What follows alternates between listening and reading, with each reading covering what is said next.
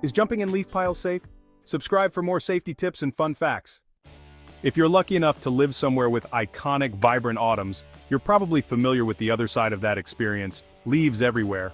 Watching those orange, yellow, and red leaves fall to the ground can feel a little less gratifying knowing you'll have to rake them all into piles later.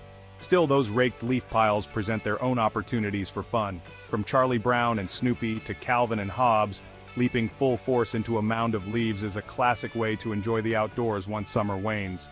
It's hard to imagine that this iconic pastime could pose any serious threat, but there are actually some risks involved for both children and adults. Below, we'll go over some of the biggest concerns around jumping in leaf piles and what you can do to be as safe as possible while soaking up the autumn season. Beware of hidden creatures, especially ticks. Unfortunately, leaf piles are the perfect environment for ticks to thrive. When jumping in, you may inadvertently present yourself as their next meal on a silver platter. It's an increasingly likely risk because of the explosion in tick numbers due to the warming climate, especially in the Northeast United States. Out of all the dangers, ticks may be the most serious concern for potential leaf jumpers due to the risk of contracting Lyme disease. A recent Dartmouth study found that the percentage of black-legged or deer ticks carrying Lyme disease in the Northeast has risen. This means that not only are there more ticks out there, but each one is more likely to transmit the disease if it bites you. There are measures you can take to protect yourself from ticks if you still want to jump in though. Firstly, cover as much skin as possible by tucking your pants into your socks and your sleeves into gloves. It's also a good idea to put on tick repellent. In addition, it's ideal to wait until temperatures have dropped below 40 degrees Fahrenheit, as that's when ticks enter semi-hibernation. And of course, always perform a thorough tick check once you get inside. A tick needs to latch to your skin for roughly 24 hours to transmit Lyme disease, so if you spot one quickly, it should reduce the danger after effectively removing it.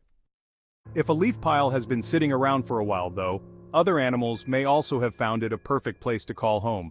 From the innocuous, like frogs and harmless insects like beetles, to the more serious, like spiders and snakes, there's no telling what may be dwelling in the leaves until you're actually in them. And the longer they sit out, the longer the pile has to acquire new residents.